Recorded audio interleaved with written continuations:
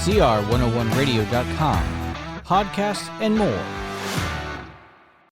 Welcome to the official podcast of the Chalcedon Foundation, a think tank for the self-governing Christian. In a time when Christians are looking for answers in revival, rapture, or the religious right, Chalcedon presents a comprehensive biblical worldview that calls believers to their covenant responsibilities in order to advance Christ's kingdom in every area of life. Thanks for joining us today, April 19th, 2026, for Chalcedon Podcast number 65.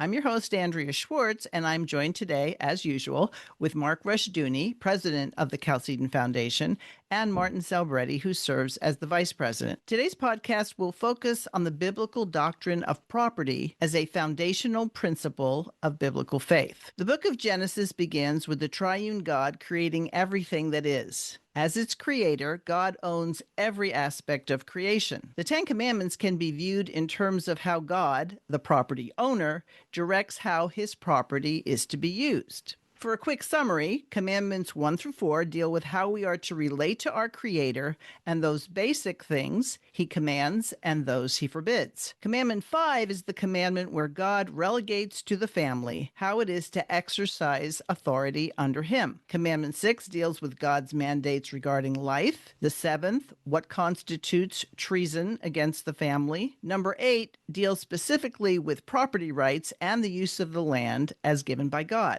Commandment 9 deals with truthful witness governing the use of speech, and ends with number 10, which is somewhat of a, in case you missed any of the prior stuff, God forbidding man's envy to operate in so-called legal, although unlawful ways. So in essence, all have to do with how to live in obedience to that which belongs to God, His property. In today's discussion, we'll take a deeper dive into a theology of property and how we can better understand and be faithful to Scripture. So, Mark, let's begin by identifying what the Bible means by property. Well, property is what God gives man for his needs and to further his kingdom. The earth is the Lord's and the fullness thereof. Therefore, property ultimately belongs to God, and we are the caretakers of it. But we sometimes, in modern society, we've secularized such things as property, and private property has now become sort of a lawless thing where really another form of humanism where the individual has rights that in fact do not actually belong to him. And we've lost sight of the fact that property is a trust from God. We should add that one of the distinctives of the modern humanist view is that property is the result of, say, the Big Bang. It just exists and it's mindless and has no moral component behind it. And in the biblical view, property was directly created by God. It's His handiwork. Therefore, He invested work in it to begin with before He turned it over to man to be a steward over certain parts of it. At least the earth is created for habitation and for development, for proper dominion. And so there's a driving purpose behind property from the very get-go. There was no property in Genesis 1:1 until God created it, and therefore it has the impress of its creator's wisdom on it, and power and authority, and His justice and His righteousness. And so all these things are embodied in property, and for us to basically denature it and remove all these features that God has imbued property with is to destroy the idea of property, to make it an abstraction as opposed to a very real product of God's creative wisdom, which has then been transferred to God's image bearers, us. And then the title deeds have terms in them. And that's where we're going to be discussing today. So it's very important to realize that property is very personal from God's point of view. It's His work. Heavens declare His handiwork, but so does the earth itself. It's also the result of His handiwork. In fact, in some respects, even more so because living things are here. And they also constitute God's property. He owns the cattle on 1,000 hills, et cetera, et cetera. And so we're accountable for every element here in the creation. So you have to see it as the creation of God, who is the creator.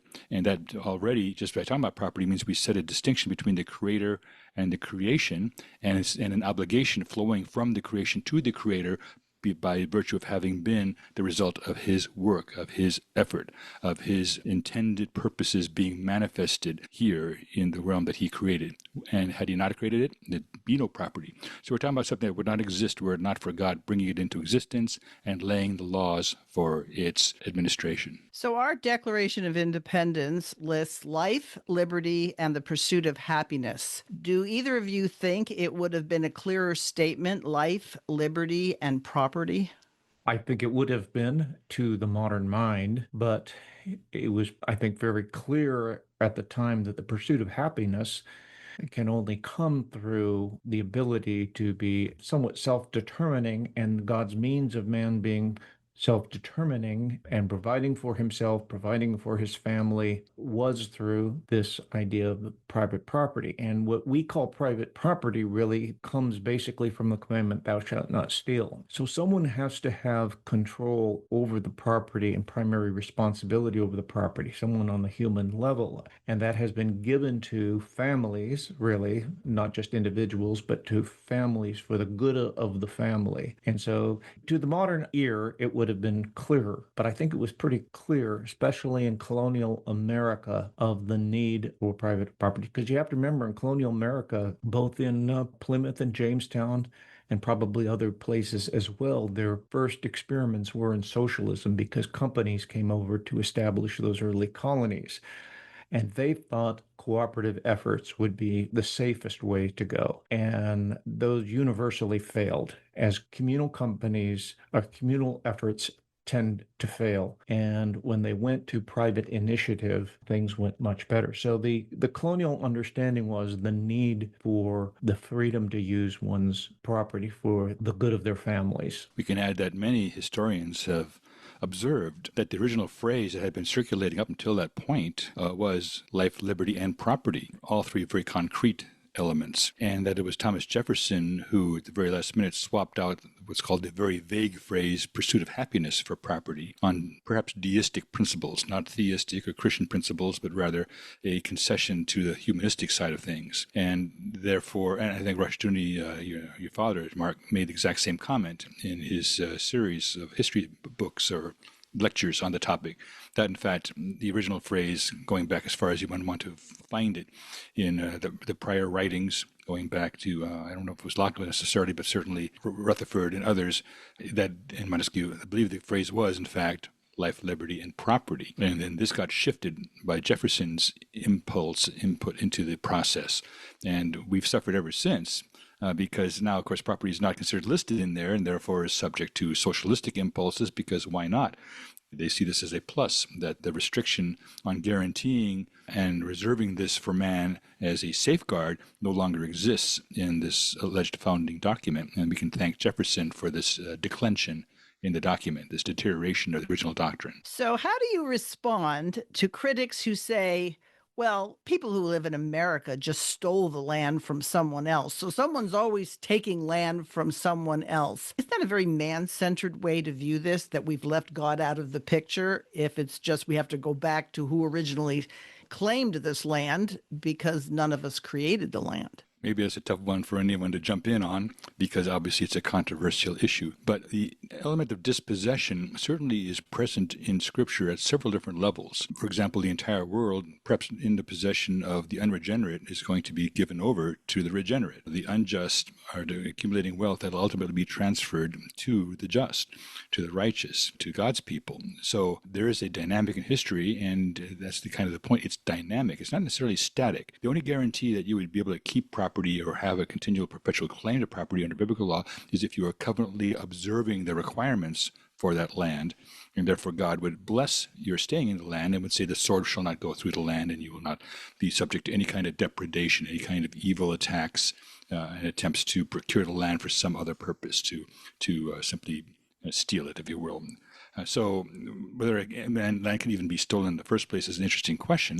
But when we put that point out, I know that Dr. Rushdoony kind of took it back a step. He said, all right, so there was a previous population in North America of a pygmy people, and they had their land taken from by those that became the North American Plains Indians. So no one's making a big stink about this. So he said, so in process, we have these things happening in history, and apparently they're always going to be directed toward a certain enemy. Now, that doesn't mean that Americans were right in breaking any of those treaties. Covenant violation, a covenant breaker is a very serious charge laid out in Romans 1. It's one of the most serious of all the things that God is frosted about and judges harshly. And so I believe we have a price to pay for that blood that was shed in the breaking of treaties, because that meant that we covenanted and then broke the covenants willfully. In fact, some of them might have been tricks in order to secure land and move people around as cattle almost. So the dehumanizing factors there are something that had to be dealt with. I think, therefore, it's very fitting that Dr. Rushdoony himself spent 8.5 years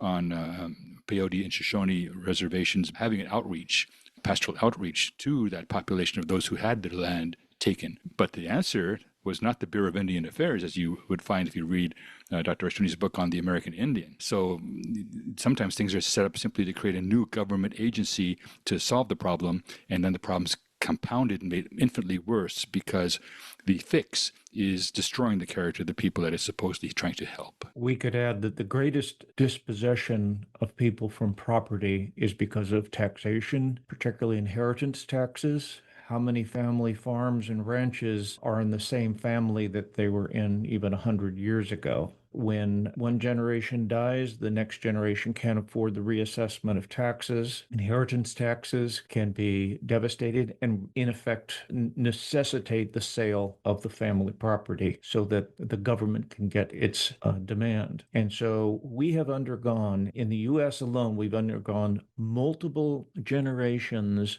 of dispossession. And so dispossession is a serious thing, but it takes all forms. And we have to recognize the great dispossessor is the government in our day. So when people talk about the American dream, being able to own your own home, that sort of is a euphemism for so long as you pay your taxes to the state, then it's your home. But it's not really your home, because if you don't pay those taxes, then it will be taken. Taxation does designate ownership or supposed ownership, does it not? Well, it certainly presupposes lordship on the part of the taxing party, especially if you're going to tax the land. It means that the government owns the land, is imposing a tax upon it, and is marked the massive dispossessions. It may not equal Noah's flood in impact, but it's as universal in government taxation, extracting wealth and removing property from the control. A serious present danger on the concept of eminent domain. Eminent domain is the prerogative of a god, and unfortunately the state exerting eminent domain is asserting its godship, its authority to rule as ultimate over everything, including the land that's under your feet. So you might even pay your taxes and lose the land because it's that the will of the god of the system, whether you keep it or not. And so it's not, taxation is, I guess you could call it, a more civilized form of the dispossession. But when push comes to shove, then eminent domain is to play. That card comes onto the playing field, and boom, property is no longer yours. It's simply taken. The vineyard that Ahab simply decided he was going to secure on false pretenses became his through a process of eminent domain. Now, there was trickery involved, right? There was the false charges, etc., that allowed him to steal it.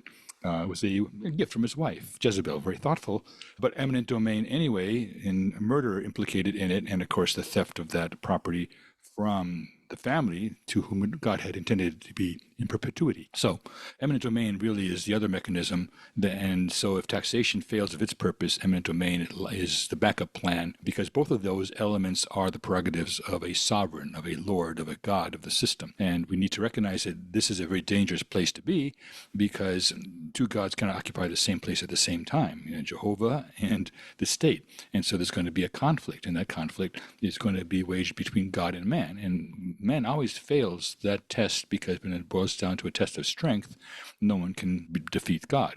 And God's measures are pretty severe when he brings the state to bear and exposes its false foundations, that in fact it is not a god, it is even less than a man, because it behaves like a beast. So I was reading through 1 Samuel, the part where Samuel feels like he's failed because the people want a king, and God lets him know, nope, you haven't failed, Samuel. It's that these people are asking for something and they really don't know what they're asking for. And he even gives them an opportunity to think it over, you might say, when he says all the things that will happen. Well, we can fast forward the clock, and we're looking at modern taxation, taxing our income, taxing our things we purchase, taxing the land, taxing inheritance. So I know, Martin, you've talked an awful lot about the tithe. Why do people prefer paying taxes over tithing as God commands? Because one asks of us responsibility, and man wants to shirk responsibility. He'd rather have an irresponsible option. You see, it's the same reason that people would rather not receive a poor tithe. They'd rather receive a government check because they don't have to say thank you to anybody. They simply say, that's my entitlement. I'm entitled to that check. As opposed to a very generous gift from the church to bring them out of poverty, then they have to say thank you, and they do not want to be beholden or have to do that because that is a responsible act of gratitude. And so man does not want to be grateful. He wants to always assert his rights and his entitlements. And therefore, with the statist system, yes, we are enslaved, but we're entitled slaves so far as we're concerned. And so we paint this wonderful picture of how wonderful it is, this slavery. It's called, The Road to Serfdom, is I think Hayek's book told it so well. And that's the path that people are on because we do not want to be responsible. We want to be irresponsible. By the way, this plays into the whole concept of property. As Dr. Rushdoony observed, property is the most responsible form of wealth. The most irresponsible form of wealth is cash, because it simply can be blown anywhere you want and spent on anything you wish. And therefore, one is biblically oriented to inculcate in man his responsibilities before his Lord, and the other basically allows him to squander his inheritance very rapidly, just like the prodigal son did. So I mentioned at the beginning, because I was really thinking about this, how the various commandments dealt with property, God's property. And commandment number 5 about honoring your father and your mother clearly places the family under the primary area where God's commands are supposed to be taught and carried out. Do you think that much of what we've seen in terms of efforts to destroy the family understand that the family is God's major institution for dominion, and so you have to undercut God's people and the family in general in order to achieve the tyranny that actually is intended? I think there's a very clear desire to see the family basically cut down to size. Whenever you have a competing authority, it's a challenge to your authority. If you're trying to establish your authority as the state in any level, and you look at what might be a challenge to your family, and it's either another government institution, such as, another like the county level versus the state level, and that has to be addressed. Also, this socially, you have to look at where the authority structure is, and that's why there's a terrible war on the family that's been going on for a long time. It's why the authority of parents has been put into question. In the Soviet Union, it was common for the schools and the educational system to encourage children to report on their parents. I think it was even more so true in Romania. Your children could not be trusted because they would report on anything in the home that went against what they were being taught in the schools. And so, yes, you look for anything that might challenge your authority and you move against it. And I think that's very much in view in our culture. It has been for more than a generation, more than my lifetime, certainly. Yeah, particular contending authority that Mark is referring to is generally the state, or various agencies of the state, whether it be public school system, etc., which contends that parents have no rights over a curriculum or anything related to their children, or even not even allowed on campus unless the government lets them. But the reality is that a contending authority can be anything that wants to compete against the family. Most notably in Scripture, we have Jesus condemning the authorities, saying, you will take away what is rightfully to be given to you, mother and father, and make it a gift. It is korban, as the phrase goes in the New Testament. And by that way, you actually nullify the commandment of God concerning, and this is probably the fifth commandment and other adjuncts to it, about taking care of your parents. Instead, you take care of the temple and make sure that the gift of the temple, by giving it to them, that means that your responsibility to your parents is undercut, because the temple now says, well, we are the first place to drop the money, the most important place to drop the money. Just like when Mark alluded earlier to inheritance, the plan of the state is to say, well, we want to have a large inheritance, but maybe it's 100% inheritance in some places, but they're talking about, again, about 50% inheritance. So the state becomes the very firstborn, in essence, to get all this extra money, and the rest of the literal children of a man have to divvy up the other 50% if they get to that. So in all these cases, we have to realize that the contending authority against the family is not necessarily even the state. It can be the church, it can be the temple, as it was in Christ's time. And there was a time when, hey, the harvests are bad, we need to throw the children into the fire. So at that point, again, we have the same issue, is that the family is to sacrifice for the sake of the collective, if you will, which is always the state, going to dictate whose children are going to be thrown in the fire to placate the deities out there. Obviously a very anti-Christian situation, but people passed their children through the fire to Moloch all the time, and it was considered acceptable. The Roman position about the family was extremely autocratic. The father could say, I want to sell my daughter to this, I want to kill my son, and that'd be perfectly okay at that point in time, because the family had such little meaning. But it was only the Bible that magnified the family as the foundation. All the families of the earth shall worship him. We read this in the scriptures. And so they are central to this aspect of the extension of the faith into all the world. The conversion of the world is through the agency of families, as we read Psalm 22 and other passages in scripture. Consequently, we need to see the family as important, and that's why Dr. Rushdoony's books point out that the family is the basic structure of society. And when that is being hammered and destroyed by various usurpations, and that's what the state and the church are doing, extracting authority from the family, from the father, then we're in a bad way. It doesn't help bad mothers either that parents can be pretty miserable at seeing through their responsibilities. That's because the church hasn't trained them to do that. The church was interested in other priorities, and therefore we haven't understood that strong families make for strong churches. Strong property rights make for strong families, make for strong churches, make for a strong nation. But you see, we have set this all aside and wanted to do things top down, which is the statist way. Funny thing, I homeschooled, so my children didn't have the opportunity to learn how good the state was because we taught them otherwise. But when my son got his first job, whatever the minimum wage was at the time, he had calculated how much he would make. And he saw his first paycheck and he said to me, "How could you let this happen to me?" Because he didn't figure in that they would take taxes out. And I don't know if everybody has that experience right off the bat, but he certainly wasn't used to it because he knew things like thou shalt not steal, and I worked and they promised me this or that. So whether it's confiscation of your wages, which is interesting because if it was legitimate and you could trust people to go and pay it, right? They know that people won't go pay it if they have to pay it. So that what they do is they make the employer take it out for you. But isn't the confiscation of property always the initial step towards state tyranny? I believe, they want to turn up the temperature of the boiling of the water to boil the frog in slowly. And so it takes all these various steps.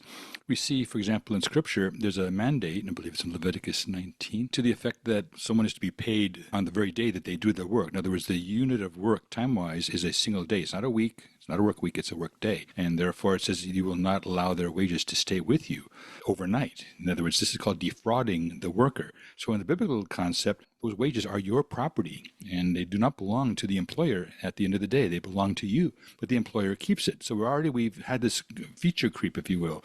We've had this intrusion into the biblical categories of justice, and we have fraud already creeping in just because we have a weekly paycheck instead of a daily paycheck. It was argued, well, we can't do that. And yes, you can nowadays with computers. In fact, I just saw a Tractor Supply that says we also offer daily pay options. So a lot of people are starting to jump on this frame. I remember when Rob Munster was pointing out that in his particular company, they were going to look at doing at least script on a daily basis as an alternative to cash because it's equivalent value in order to honor God's requirement here.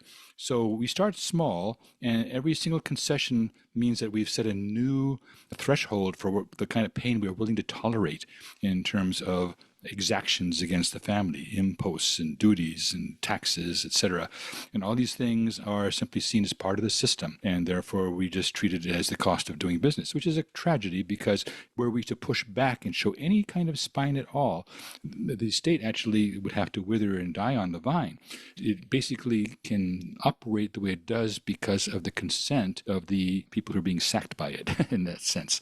I would call it consent of the governed, but I don't think it's really a governance so far as that we're simply being taxed continually. And these taxations, as Mark correctly observed at the beginning, are a form of dispossession. And it's usually the family that is the direct object of dispossession.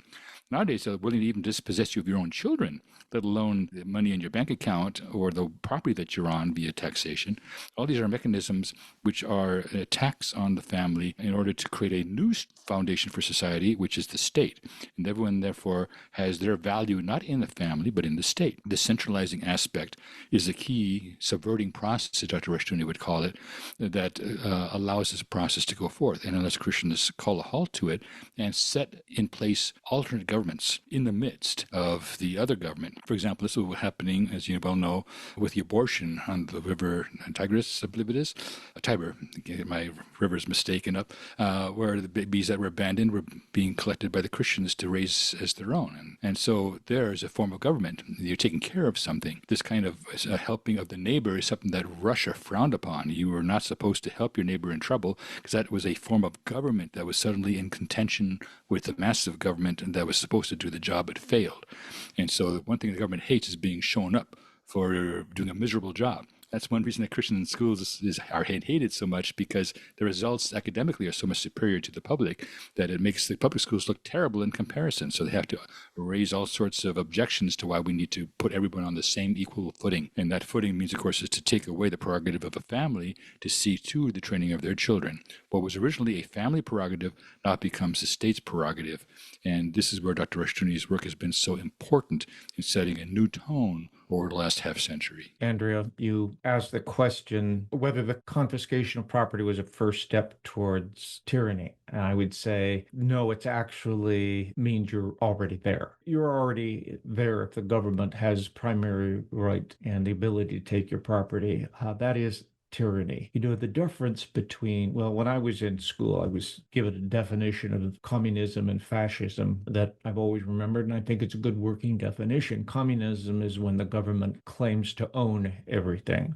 Fascism is when the forms of private property exist and you have title to things, but the government has control over it and can dictate to you. I think the difference between communism and fascism and the confiscation of property through our various tax schemes and inheritance taxes is just a matter of degrees, but it's all wrong. It's one of those areas where if we really wanted to ever get back to a biblical culture, we're going to have to fundamentally rethink government and what government is allowed to do. And a lot of people are very critical of the Constitution, and I see why, but our Constitution was the first attempt to structurally limit government in its ability to do something. I don't think it's functioning that way anymore, but I think that's going to be the future of a more Christian society, is if we can get government hamstrung. And I think one way government is going to hamstrung, and one of the things this is going to end, I don't think it's just going to end in a massive totalitarian government, because government is failing in one area after another. When their money fails, they haven't been able to take enough by taxation. And so now they took over with the Federal Reserve System, the bank.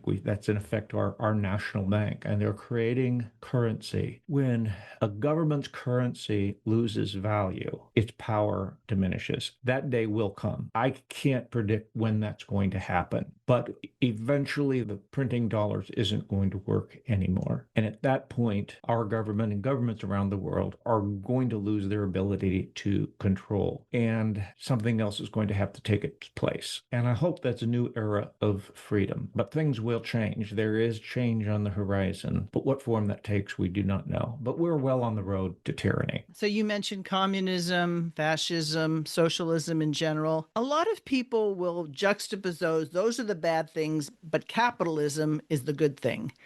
And capitalism, divorced from biblical law, is just another way for one group of people to get what they want. Could you go into that a little bit, either one of you? Because I think that these things are, instead of private property, free enterprise, which is what I believe the Bible is talking about, people blanket all these things under capitalism. Well, capitalism really refers to this idea that capital should be under the control of individual ownership. As we've said, ownership really ought to be more properly understood in biblically as sort of a trustee with family authority. Remember, the land, for instance, in the Old Testament was given to the tribes. The tribes allotted it to the families, and they could not permanently sell rural land, which was most of the land. Land in the towns houses in the towns could be bought and sold, but outside the towns, it could at most be what we would call leased. In the year of Jubilee, it would automatically return to the family. So you could have a long-term lease and give up your land, but it went to the next generation in the year of Jubilee. And so there was this stability, and there was also a permanence, because even the irresponsibility of one or more individuals did not cause that family to permanently lose that property. It would automatically revert to them. And as I alluded to, the multiple generations of a dispossession that we've had in this property, in this country in the last 100 years alone, is incredible. And this is one of the problems with our economy. So capitalism is a very limited term, because my father used to say humanism took two primary forms throughout history: anarchism versus statism. Anarchism is when the individual thinks he's entitled. Nobody's going to tell me what to do. I'm my own boss. And we see that today. We see that very often in conservative circles today. There's a branch of conservative referred to as the anarchistic or anarcho-capitalism. Anarcho-capitalism, and that is an emphasis on the individual and individual rights. On the other side of the coin, on the other extreme, you have statism, and that's a bigger problem. Anarchism usually doesn't last long because it's weak, because it's only one individual against everybody else, and it's very difficult for the individual to maintain that posture, whereas the state collectively has a lot more power and can usually overcome. So the state has been a much bigger problem throughout history than this individualism. The biblical model, it's really this idea of property held in trust. We still have the idea of trusts and family trust, but it's a legal term. But we need to make that more of return it to this social structure and sociological implications of trustee ownership. And when we talk about the land, Mark mentioned, of course, that the Jubilee provided for a return, a repossession. But there's also elements of dispossession in God's laws regarding land. For example, in capitalism, pure capitalism, you say, well, we're unrestrained. We can do with what we want. We can plant it continuously. Well, this is where God steps in and says, every seventh year, the land is to lie fallow. You're not to produce on it. It's supposed to let the crops just fall to the ground and refertilize and replenish the land. And when Israel decided for quite a few cycles to simply ignore this commandment all the way through to Zedekiah, they missed 490 years worth of land Sabbaths. And at that point, God says through Jeremiah, my land shall enjoy her Sabbaths. Now notice here, it's God's land. It's God's property. Always was God's property. Everything in Israel was God's property. He says, you are going to be expelled to Babylon, and my land will enjoy 70 years of rest that you denied to it. So God, again, stipulates the rules of engagement with property. And here the capitalists would have to then back off and say, if we want to be successful capitalists, we must observe that there are guardrails that God has put in here. And if we fail to observe them, we're going to have a problem. If we decide we're going to continue to have a debauched currency, then Micah 6, 9 through 14 is going to come into play. And we're going to have an implosion of the whole nation because we have the treasures of wickedness in the scant measure here. That is, God says he will not hold anyone guiltless who has them in their possession. And that would be the capitalist who says it's okay to use Keynesian economics. So you see, everywhere you turn, God has something to say, because God maps out the path to liberty and freedom and blessing. All the other paths, the white path that leads to destruction, always has these concomitant aspects, like a dispossession for violating God's land laws, for all the other aspects. And finally, when you hurt the family, you actually hurt the nation as well. Rushdie found this out very, very early on, that making the family a non-entity, basically, and de-emphasizing it harmed their productivity, among other things. And people didn't have anything bigger to live for except the collective. And that wasn't very meaningful over against those who believed that they lived for something truly bigger than themselves, that is the God, the living God. And so we can see from point to point the aspects of both possession and dispossession of land, and that God sets the terms.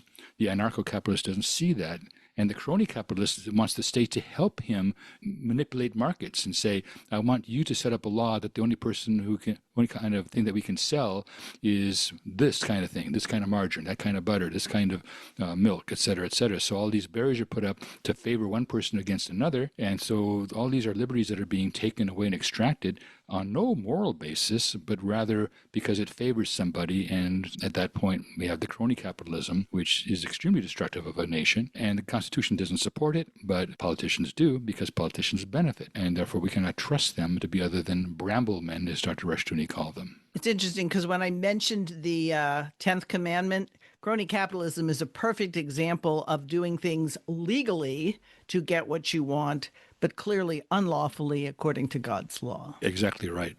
And we have a lot of it because the payola is of interest to the politicians because they have to do their part to send the contracts a certain direction and to steer things a certain way in a favorable way. So whereas the Bible requires that there be no partiality in any judgment, particularly even economic judgments, here partiality is shown, and consequently the system is corrupt because envy is now elevated to the governing principle. So you brought up land Sabbaths, having land revert back to the ownership of who got it.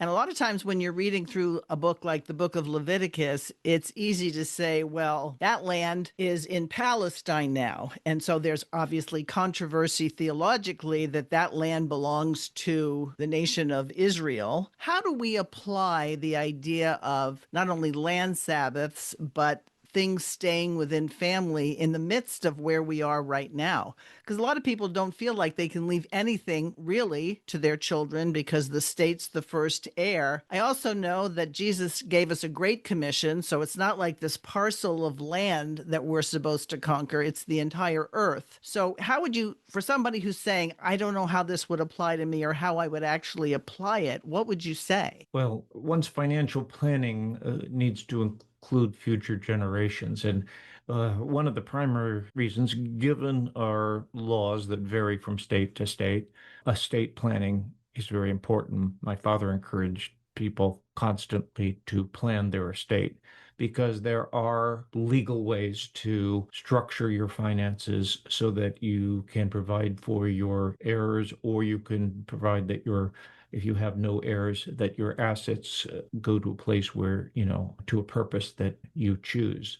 And so it is entirely possible to do it, but it's much harder. It doesn't just happen because of you wish. And the idea of somebody once wrote us into a handwritten will, those are pretty much worthless in most jurisdictions. We should point out that to restore the family in any way, shape, or form requires the setting up of independent governance. It starts with the children and their schooling. This is the first major effort to detach ourselves from the teat of the government to which we've been attached far too long. I just was encountering a quotation from Spurgeon yesterday where he said it's absolutely critical not to rely on the government for any money for these purposes. He's talking about the Stockwell Orphanage in particular.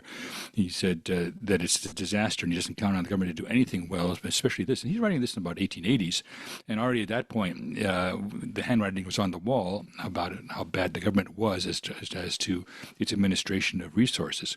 We all know this because nobody is fooled anymore by the idea that the money you put into Social Security is being saved for you in a lockbox, as Al Gore said. There is no lockbox, never was, never will be, because they raided that Social Security fund a long time ago.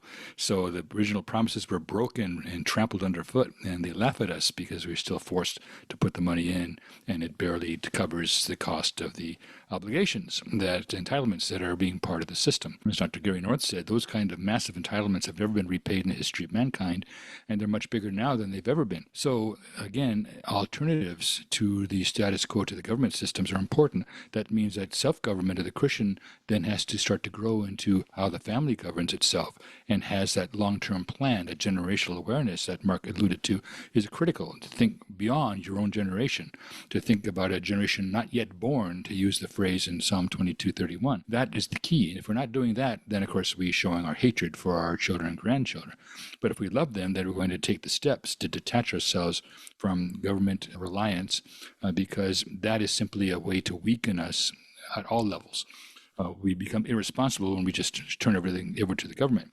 And so that's why Chalcedon teaches this very unwelcome message about increased responsibility. In fact, we're not increasing it beyond what God requires. We're simply saying we haven't even got up close to what God has expected of us. We have a big surfeit, and we need to get that deficit gap closed. And we have to do this multiple ways. One way, of course, was Christian schooling and homeschooling.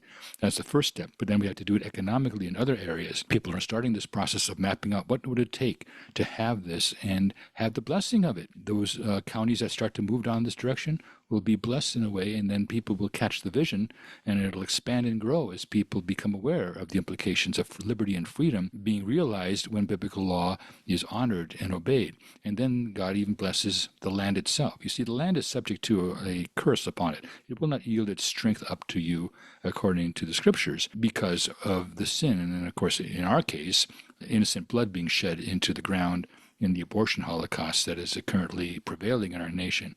So the land is not giving up the best of its properties to us, and no amount of chemicals is going to change that. So, but the alternative, of course, is righteousness. It turns out that blesses a nation, that restores the productivity of the land. The land will yield her strength when we treat it as a good steward, not as basically a predator on the land, thing that we can do with it as we will. And God can be neglected in the equation. In fact, God is the determining factor in every equation. And when Christians realize that, put that into play at every level, starting at the small levels, then it'll work. So you see, sometimes we simply say it has to be big, it has to be top down. This is not true. The solutions start small and then build their way up. It's a quiet revolution, as we've heard that phrase used here in Chalcedon in the last couple of months. And I think that's an important way to look at it. It's a quiet revolution, but it's very profound because it changes the entire way of how God is going to relate to those who are operating in terms of his law, in terms of his plan for the creation. It becomes very easy, especially in election years, to blame the state for everything. If those who get the idea that we're under a tyranny sometimes just get their jollies, I guess, by complaining about it. But the first culprit to deal with, it seems to me, is that since dominion's inevitable, that believers need to understand that the church's dereliction of duty is what created a vacuum that the state and other places were more than willing to fulfill or to move into and fill. So the real question is, are we prepared to work hard, even if, I know, Mark, you like to say this, you might not even see it in your own lifetime. Are we prepared to do what we're supposed to do in obedience, not necessarily saying, okay, God, you're on the clock. I want to see that I'm being blessed? When my father started speaking of Christian Reconstruction, he was speaking largely to conservatives who were really disillusioned because a particular conservative candidate had lost the presidential election in an absolute landslide. And the Great Society of Lyndon Baines Johnson was just a juggernaut. And the Democrats had a majority in Congress, and it just seemed like it was clear sailing for an agenda that was pushing far to the left, what was far to the left at the time, in any case. And he was trying to move them into a long-range vision of Christian Reconstruction with the view of the futures of the kingdom of God and the lordship of Jesus Christ. And I remember many conversations of people who thought, well, this sounds like a better alternative. Yes. And a lot of those conversations would go something like, I wonder what it would be like living under a Christian educational system, a Christian this, a Christian that. And, it was almost like a pie in the sky thing. Like it would be great when the system collapses and we can take over. The question is, what would you do if you had the opportunity to take over? And I think what we are lacking in the Christian community now, as well as then, was a sense of what we would do. How must things be structured different? And sometimes I think to figure out how we can make things work in a more sound structure, we have to see how things are failing under the existing system. When you see failure, you understand a lot. Well, this didn't just fail at one point. There was something behind it that was a bad idea to begin with. And for instance, it's common for people to point out the problems with the public school system because they see an end result that nobody really likes. And I think increasingly we're seeing that in the culture. But do we have the understanding of how things ought to be? so that we could start building from the ground up. Because it's easy to say, well, it would be great if we had this, but how do we get there from here? And that's why obedience, and I think that's why the whole issue theologically of theonomy is so crucial. At least theonomy gives you the big picture that we have to obey God. And now, where are we disobeying God? What would obedience look like in this area, one area after another? Because it's easy to fall back into patterns of this was in my father's or my grandfather's generation. Let's go back to that. So obedience and obeying God is important, but we have to think about what does that really look like? Not just in our personal obedience, which is a little bit easier, but socially, what kind of institutions do we have to have? What needs to fail? And how can we replace that with something better? Ultimately, I think Christians have to learn obedience. And I've said this before, I think one of the most distressing things I've seen in the last 50, 60 years is the fact that Christians don't like the idea of theonomy, which means we don't like the idea of obeying God. We can come up with a better way. We don't like what we have, but maybe there's an alternative to doing things God's way, instead of rethinking our life and our culture in terms of God's law. We can add to that to do the right thing at this point, in many respects, is going to cost you a lot more than had we not failed in the first place. If we had not allowed the public school system to gain hegemony over our children, then perhaps it wouldn't be such a bad idea or difficult to homeschool or Christian school. But the reality is you're paying the property taxes, and we're back on the topic of property, and you're going to pay for the curriculum for your homeschooling system, or you're going to be paying the tuition for a Christian school. So you pay twice. So right now, to dig yourself out of this hole, you have to work twice as hard. Now, the very fact that there are Christians who are actually doing this is indicative that there is an appetite for righteousness and for the next generation that allows for that level of responsibility, a willingness to say, yes, we will pay twice, because our children are worth it. And it's our fault. We were part of the generations that allowed this to happen, and we have to move us out from behind the eight ball into a proper place where we have liberty and freedom. And that's going to entail the extra work. And that's why it's a difficult, but look at the progress we've made. It's been incredible. Now, it slowed down somewhat. It didn't move as fast in the 90s and the aughts and then the teens as it did in the 70s and 80s. But it is still a juggernaut. COVID certainly helped push it a little bit faster along because people realize they cannot trust the state in many respects. So people are willing to pay twice, pay both for the public school education they will not use and the Christian education that they want to use. That's a huge thing because that's an act of responsibility. That's saying, I am going to pay the price to do it right. And it's not easy. I'm going to do the hard thing. And a lot of people have observed sometimes you know the right thing to do because it's the hard thing. In this case, it is the hard thing. And people are doing the harder things. And God blesses that. There's a tremendous down the road blessing both for us and for the generations that follow because someone decided to stop digging the hole deeper and to get us starting out of that hole. And if we do it in that area, we can do it in any area. If you can move it an inch, you can move it a mile, as I've heard many times in these contexts. And therefore, the willingness to do that is there on the part of many Christians.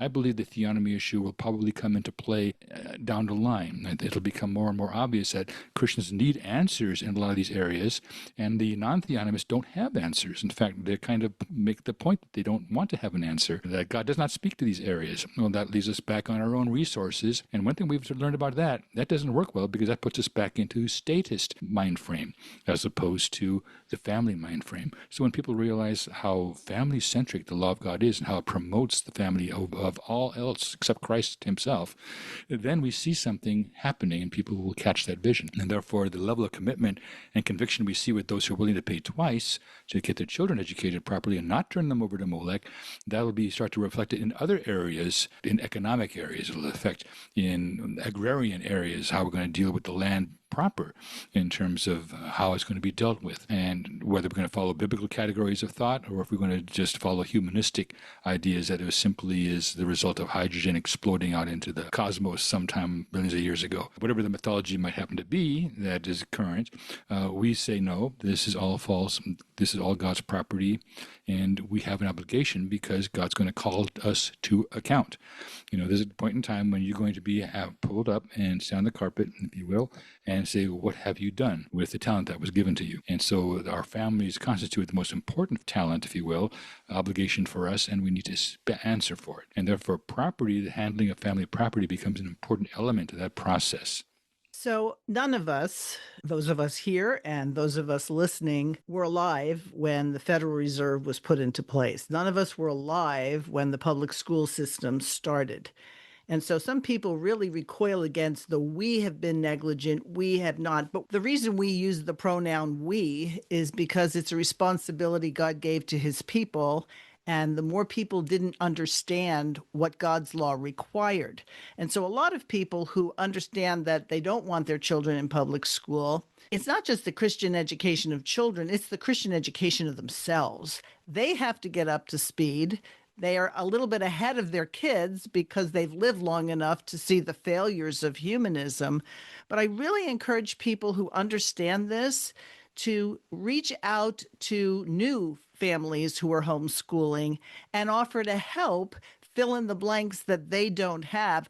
I do a class with children of homeschooling families, and they're getting a big dose of R.J. Rushdoony. And I tell them, this is what you're inheriting. You're inheriting this world. God requires you to do something about it. And they give me this look like, wait a minute, us? And it's like, yep, you.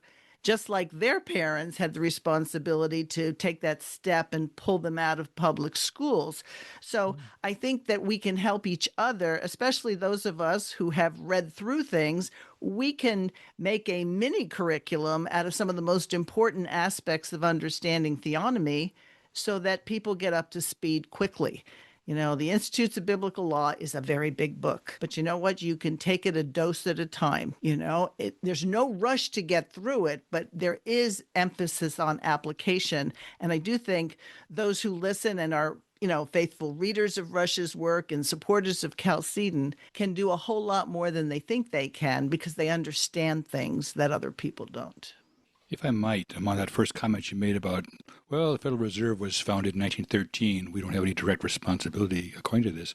I think Dr. Rushdoony did a very good job of dealing with this in the book Larceny in the Heart, because he pointed out, and he quotes all the authorities on the matter, he said that the debauching of the currency, he says the destruction of the currency, which makes it cheaper and cheaper over time and allows us to pay off debts in cheaper dollars, he says, cannot occur unless the larcenous purpose is comprehended by the populace, you see, because we collectively want to pay off debts in cheaper dollars. We get a benefit from seeing that we're getting more money in our purse, and the price, even and maybe faster than the prices are rising. We have a benefit to that. In other words, we are benefiting from the theft, and because we do benefit from the theft, we are on the hook. Because all we had to do was to deal with honest weights and measures the entire time, and we didn't. Christians were not theonomic enough to even consider this matter during that time period from 1913 on. So our leaders have led us astray, and we have decided that we are comfortable with being participants in theft and larceny of the heart. And I think this is an important element to raise because people simply want to push it far off as a historic thing rather than we've been beneficiaries of this particular form of theft.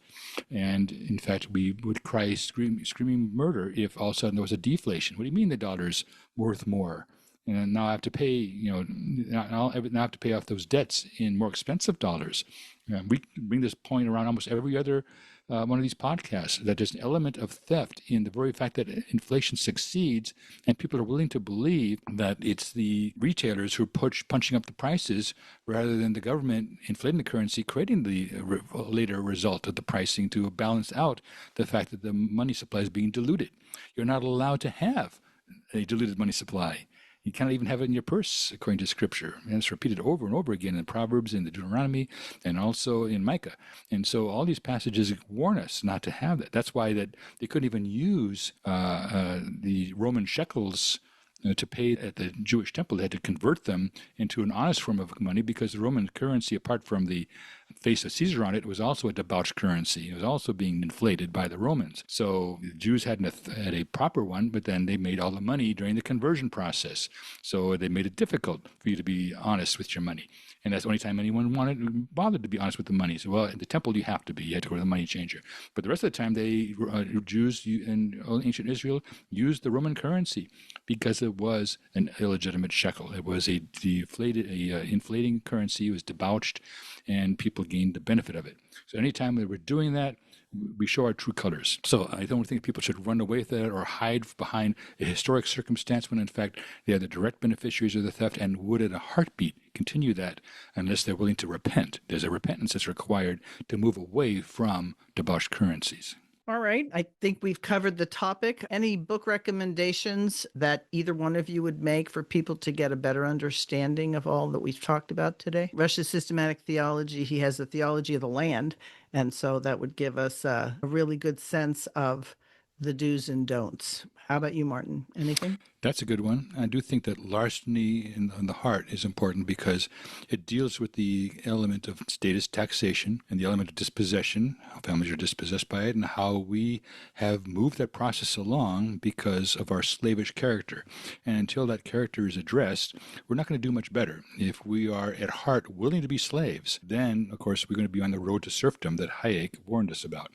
And if we want to be men who are free, then we have to be willing to pay the price for freedom. Freedom isn't free in that sense. It actually entails responsibility in God's world. I mean, the world of humanism, maybe it doesn't. But in God's world, which is the real world, the Creator sets the rules and the bounds of the creation and what is expected of it and how it functions properly and what causes it to be dysfunctional.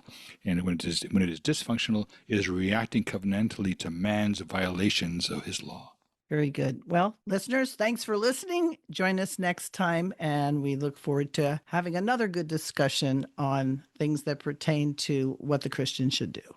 Thank you for listening to this episode of the Chalcedon Podcast. To learn more about the ministry of Chalcedon, or to discover thousands of great Christian books, sermons, lectures, videos, newsletters, and more, just visit chalcedon.edu today.